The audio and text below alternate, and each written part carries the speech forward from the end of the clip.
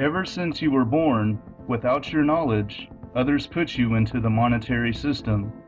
Birth certificate, name, then ID, and so on.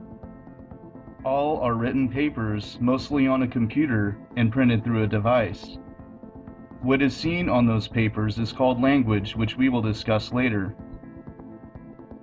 You need to be aware that those are just papers with some marks on them. No such paper, document, receipt, voucher, etc. have any actual value. All value lies in imagination. If you accept an ID to be your identity, it will be. Speaking of names, your name is chosen by others and is another line of marks in the form of language.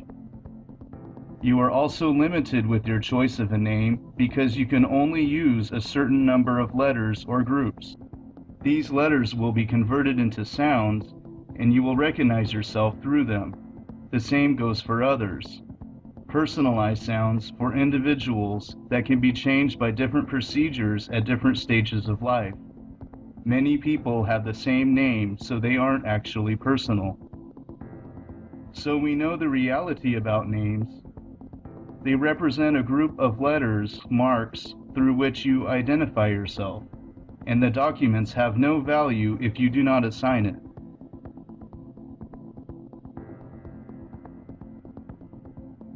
In fact, paper containing such marks is as valuable as a marriage certificate or any other document accepted by the monetary system.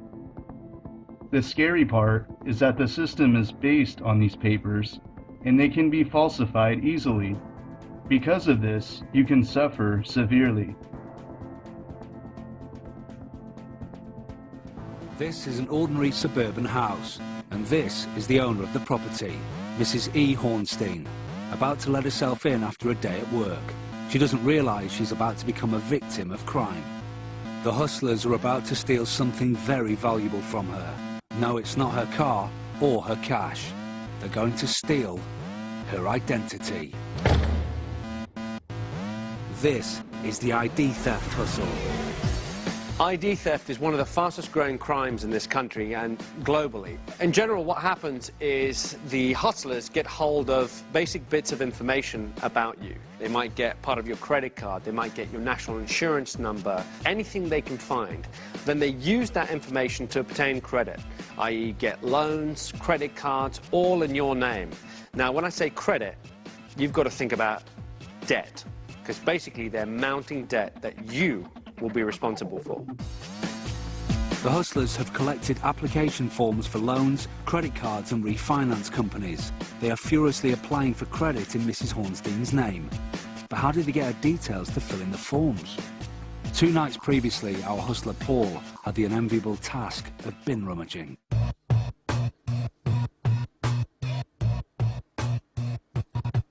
Under the cover of darkness, Paul finds the alley behind the Mark's house where rubbish is thrown. Having retrieved the bin bags, he starts to perform his dirty deed. He looks for any discarded documents he could use for ID theft. And bingo, it looks like he's hit pay dirt. 2 of Mrs. Hornstein's utility bills have been discarded amongst the rubbish, which, as experts will tell you, is a common way to lose out to ID fraud. One of the ruses that the criminals use to get hold of this information is to go through your bins. It's not at epidemic levels. I don't want you to think that you know, every day somebody is going through your bins, but it could happen. If you put any bills, any personal details in your dustbin, there are people going around late at night taking your rubbish away. After sending the forms off and waiting 2 weeks, our hustlers have now received 3 credit cards with a total credit limit of £10,000 in the Mark's name, Mrs. E. Hornstein. Rather than spending all this money fraudulently and ruining the Mark's credit rating, Alex and Jess are on their way to confront Mrs. Hornstein to demonstrate how shocking this crime really is. They have packed a purse with receipts, documents and the credit cards obtained in her name. At the Mark's address, our hidden cameras watch the action.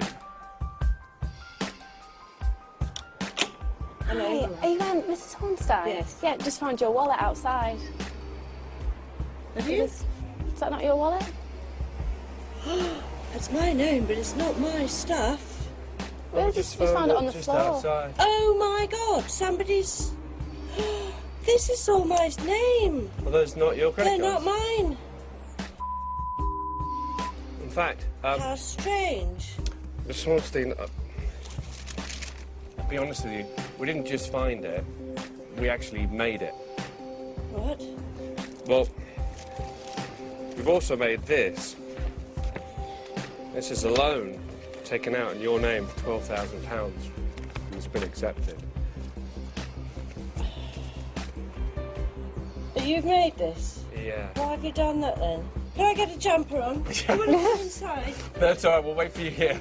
I'll show you exactly how we've made things. We use these that we found in your bin. That's got your name, your address. This is another credit card bill. That's my sloppy husband doing that. And that's, I don't throw anything away. Bank statement as well. Why is he throwing this stuff away? So from that, we were able to get credit. 3 credit cards and Three a loan credit for cards. £12,000. Frightening, isn't it? It's terrifying. At least Mrs. Hornstein didn't actually lose her money to our hustlers, which is more than can be said for many victims of this worrying crime. Yeah, because I was refused credit, so I wrote to CNN to find out why. And they sent me a long list, and against variations of my name at my old place where I lived previously, there was about £5,000 or £6,000 worth of debt.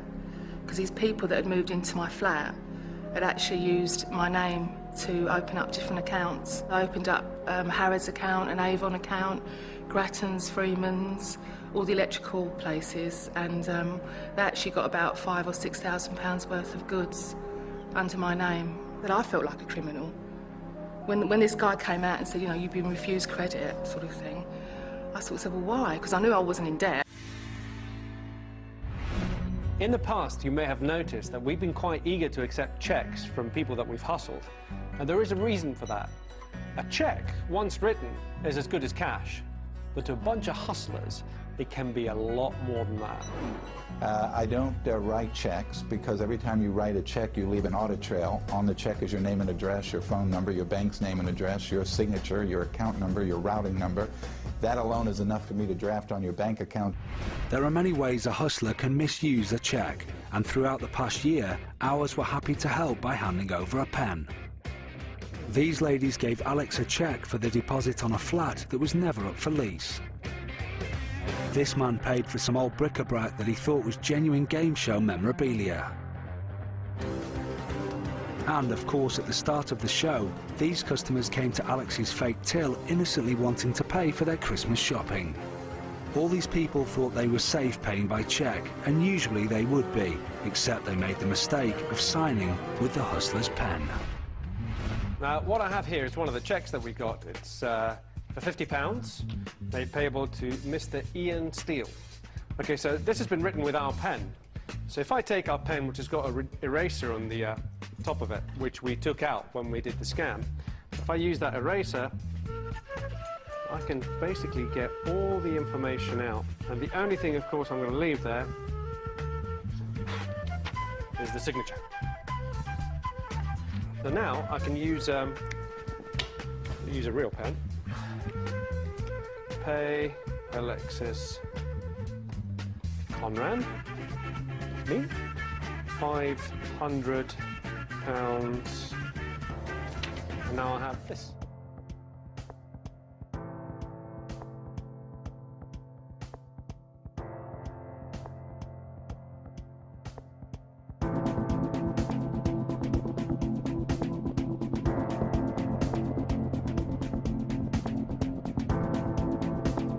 Individuals must be kept track of in a system to report on environmental capacity, to have a medical record, and an identity in that group. But this falsehood must be separated from reality to be accepted as a status agreement identity. Your identity will not be present in front of others, only software, which will keep track of everything for your benefit. This identity will not be mistaken for you, just an identity inside software, for your health, and a record of individuals in the system. This will work towards Earth's carrying capacity to support X number of individuals. Or, if the guy's name is Euripides Sneed, it doesn't tell you a thing. Jacques Fresco, the J-A-C-Q-U-E, doesn't stand for anything. So if each letter stood for areas of interest, do you know what I mean? Botany, chemistry, symbols, new symbols, you'll have a new name. Symbol 34D, whatever it is. That'll tell you what the person's like, instead of you saying, where did you come from, where were you born, what are your major areas of interest. Their name will tell you that. I'm an aeronautical engineer, you know what that means. I'm an aerodynamicist, I'm a chemist, you know what that means. So if a guy comes up and says, I'm a chemist, and I'm D4, that tells you a lot. If a guy says, well, I'm just a painter and I paint whatever I feel like painting, well, that doesn't tell you very much about the person. So I would say the names of people will tell you all about them in the future. Otherwise, it becomes cumbersome. If you want to manage the earth intelligently, you can't go on inventing Latin names for a flower that's 3 feet long. No, guy feels good because he composes it of Latin symbol. In medicine, they have that too.